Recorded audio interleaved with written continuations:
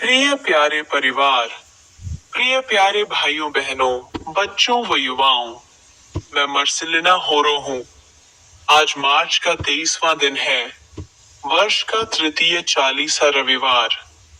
तृतीय चालीसा रविवार लेंट के 40 दिनों के मौसम का तीसरा रविवार है, जो ईस्टर से पहले पश्चाताप, उपवास और आत्म परीक्षा का समय होता है।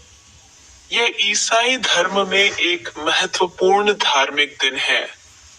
नागपुर में सोमवार शाम को भड़की सांप्रदायिक हिंसा के दौरान एक महिला पुलिस कांस्टेबल के साथ कथित तौर पर छेड़छाड़ की गई और दंगाइयों के एक समूह ने उसकी वर्दी खींच ली।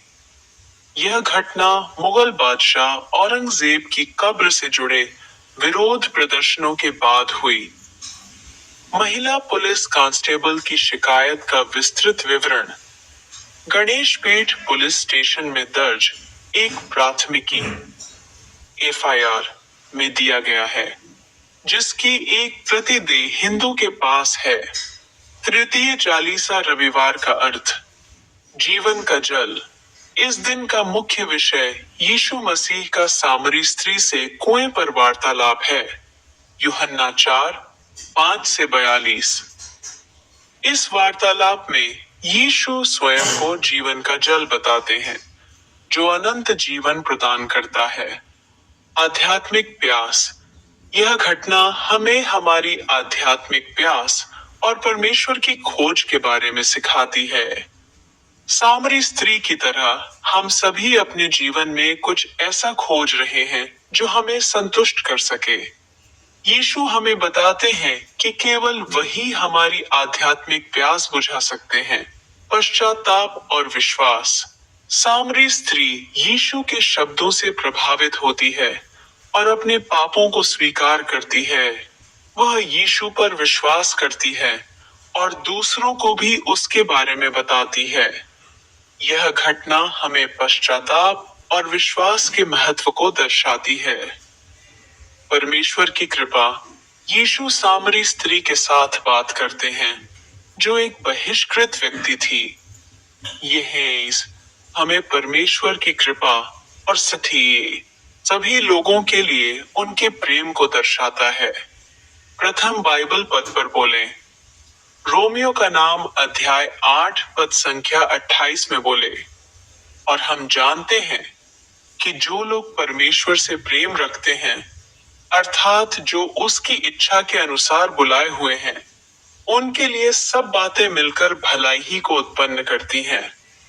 इस वचन का अर्थ और हम जानते हैं, यह वाक्य विश्वास और निश्चितता को दर्शाता है। पौलुस प्रेरित आश्वस्त है कि यह वचन सत्य है कि जो लोग परमेश्वर से प्रेम रखते हैं, यह उन लोगों को संदर्भित करता है जो परमेश्वर के साथ एक व्यक्तिगत संबंध रखते हैं और उनकी आज्ञाओं का पालन करते हैं, अर्थात जो उसकी इच्छा के अनुसार बुलाए हुए हैं। यह उन लोगों को संदर्भित करता है जिन्हें परमेश्वर ने अपने उद्देश्यों के लिए चुना है। उनके लिए सब बातें मिलकर भलाई ही को उत्पन्न करती हैं। यह सबसे महत्वपूर्ण भाग है। इसका अर्थ है कि परमेश्वर सभी परिस्थितियों का उपयोग अपने बच्चों के भले के लिए करते हैं, चाहे वे परिस्थितियां अच्छी हो या बुरी। आखिरी बाइबल पद पर बोले, जकरिया 9:9 का अर्थ, हे सिगियोन की नगरी, बहुत ही मगन हो, हे यरूशलेम की नगरी, जय जयकार कर, देख, तेरा राजा तेरे पास आएगा। वह धर्मी और उद्धार पाया हुआ है, वह दीन है और गदहे पर, वरन गदही के बच्चे पर चढ़ा हुआ आएगा। आज के संदर्भ में जकरिया 9:9 यीशु मसीह के यरूशलेम में विजयी प्रवेश की भविष्यवाणी को पूरा करता है, जैसा कि नए नियम में वर्णित है। यह पद हमें यीशु की विनम्रता, शांति और उद्धार के संदेश के बारे में बताता है। आइए प्रार्थना करें। हे माता मरियम, हे बोझ से दबे हुए यीशु, हे संत योहन, हे रात को 3 बार इनकार वाले पेत्रुस, हे संत मत्ती, आज मार्च है। यह वर्ष 2025 का तृतीय महीना है। प्रभु में आनंद ले।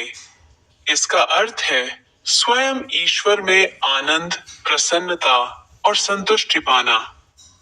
वरिष्ठ पुलिस अधिकारियों ने दी हिंदू को बताया कि शहर में शांति लौटने के साथ ही गुरुवार को कर्फ्यू की स्थिति की समीक्षा की जाएगी, ताकि यह तय किया जा सके कि कोई ढील दी जा सकती है या नहीं।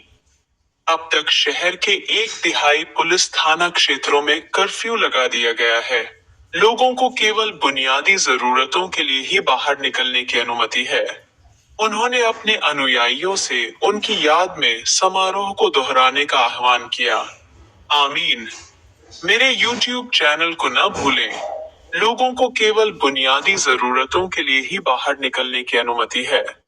उन्होंने अपने अनुयायियों से उनकी याद में समारोह को दोहराने का आह्वान किया। आमीन। मेरे YouTube चैनल को न भूलें।